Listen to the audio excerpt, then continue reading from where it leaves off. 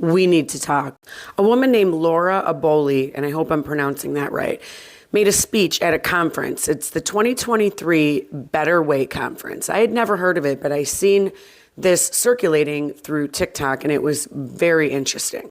I will show you the clip. I did show it a couple days ago, but it didn't get much traction. But I'll try again.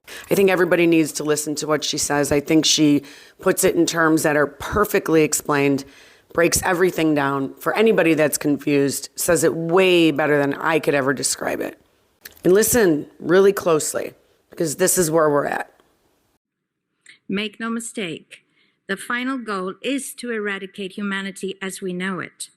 Once you understand the final destination, it becomes much easier to look back and identify the psychological conditioning, the biological tampering, the cultural grooming, and the educational prepping that we have been subjected to for decades in preparation to making us accept a post-human future.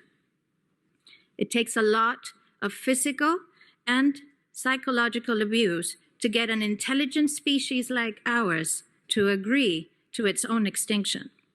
Most, if not all, that has transcended in the last 60 years was designed to get us closer to accepting such a dystopian reality. Whether you care to accept it or not, we live in a hyper-controlled matrix where our perception of reality is meticulously planned, managed, and executed in order to control and steer us in whichever direction they wish. And the direction is a post-human world. For this, they first needed to destabilize, dehumanize, and demoralize humanity through every means possible.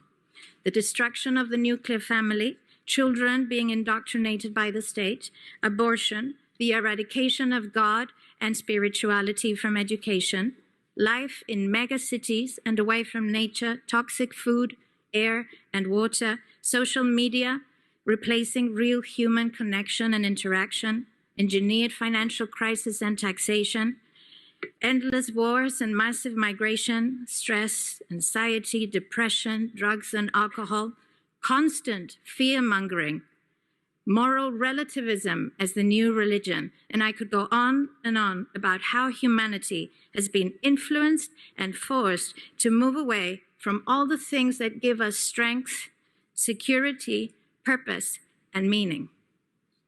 A weak, immoral, disconnected, ignorant, and unhealthy population is an easy target for the next stage, the creation of an entire generation of androgynous beings.